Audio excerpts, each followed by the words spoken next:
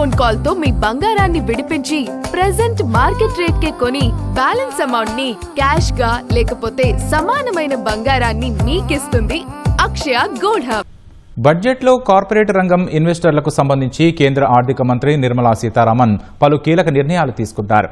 షేర్ల బైబ్యాక్లకు capital gains గా పరిగణించి పన్ను విధిస్తామని ఆర్థిక మంత్రి ప్రకటించారు. 6 దశాబ్దాల కాలం నాటి పాత ఆదాయపు పన్ను చట్టం స్థానంలో కొత్త ఆదాయపు పన్ను చట్టం ఏప్రిల్ 1 నుంచి అమల్లోకి రానుందని ప్రకటించారు. వ్యక్తిగత ఆదాయపు పన్ను స్లాబుల్లో ఎలాంటి మార్పులు చేయలేదు.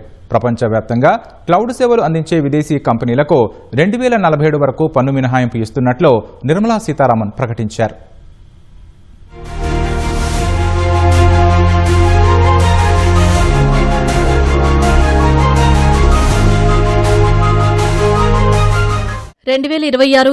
బడ్జెట్లో కార్పొరేట్ రంగం ఇన్వెస్టర్లకు సంబంధించి కేంద్ర ఆర్థిక మంత్రి నిర్మలా సీతారామన్ పలు కీలక నిర్ణయాలు తీసుకున్నారు.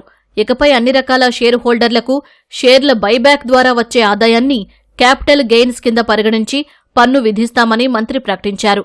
ఇది ఇన్వెస్టర్ల పన్ను లెక్కింపుపై ప్రభావం చూపనుంది. కమోడిటీ ఫ్యూచర్స్ పై సెక్యూరిటీ లావాదేవీల పన్నును ప్రభుత్వం పెంచింది. ప్రస్తుతం ఉన్న 0.02% నుంచి 0.05% పెంచుతున్నట్లు కేంద్ర ఆర్థిక మంత్రి ప్రతిపాదించారు. భారతదేశంలోని డేటా సెంటర్లను ఉపయోగించి ప్రపంచవ్యాప్తంగా క్లౌడ్ సేవలు అందించే విదేశీ కంపెనీలకు ప్రభుత్వం బంపర్ ఆఫర్ ప్రకటించింది.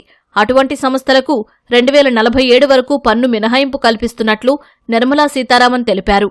ఈ కంపెనీలు భారతీయ రీసెల్లర్ల ద్వారా దేశీయ వినియోగదారులకు సేవలు అందించాల్సి ఉంటుంది. 6 దశాబ్దాల కాలం నాటి పాత ఆదాయపు పన్ను చట్టం స్థానంలో కొత్త ఆదాయపు పన్ను చట్టం ఏప్రిల్ 1 నుంచి అమల్లోకి రానుంది. ఇందుకు సంబంధించిన నిబంధనలు, పన్ను రిటర్న్ ఫామ్లను త్వరలో తెలియజేస్తామని నిర్మలా సీతారామన్ తెలిపారు. కొత్త చట్టం పాత చట్టం కంటే చాలా సరళంగా ఉండబోతోంది. సంక్లిష్టతలను తొలగించి సామాన్యులకు కూడా అర్థమయ్యే రీతిలో దీనిని రూపొందించారు. ఈ కొత్త చట్టం ద్వారా ప్రభుత్వ ఆదాయంలో పెరుగుదల లేదా తగ్గుదల ఉండదు. పన్ను రేట్లలో ఎటువంటి మార్పులు చేయలేదు. ఎప్పటివరకు ఆదాయపు పన్నులో ప్రీవియస్ ఇయర్, అసెస్మెంట్ ఇయర్ అని 2 రకాల గడువులు ఉండేవి. కొత్త చట్టంలో ఈ తేడాలను తొలగించి కేవలం ఒకే ఒక ట్యాక్స్ ఇయర్ విధానాన్ని ప్రవేశపెట్టారు.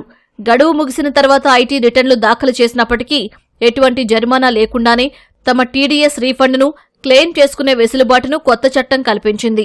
ఐటీఆర్ 1, ఐటీఆర్ 2 ఫైలింగ్కు జూలై 31 వరకు గడువు కల్పించారు. నాన్ ఆడిట్ బిజినెస్లు, ట్రస్టులు ఫైలింగ్కు ఆగస్టు 31 వరకు గడువిచ్చారు. రివైజ్డ్ ట్యాక్స్ రిటర్న్ల దాఖలుకు గడువును డిసెంబర్ 31 నుంచి మార్చి 31కి పొడిగించారు. విద్యార్థులు, టెక్ ప్రొఫెషనల్స్, రీలొకేటెడ్ ఎన్ఆర్ఐల వంటి చిన్న పన్ను చెల్లింపుదారుల కోసం 6 నెలల పాటు ఫారిన్ అసెట్స్ డిస్క్లోజర్ పథకాన్ని ప్రవేశపెడుతున్నట్లు నిర్మలా సీతారామన్ తెలిపారు.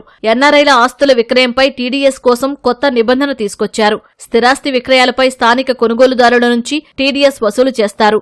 విదేశీ టూర్ ప్యాకేజీలపై టీసీఎస్ను 5%, 20% నుంచి 2%కి కుదించారు. మోటార్ యాక్సిడెంట్లలో వచ్చే క్లెయిమ్లపై ఆదాయ పన్ను ఎత్తివేత వేశారు.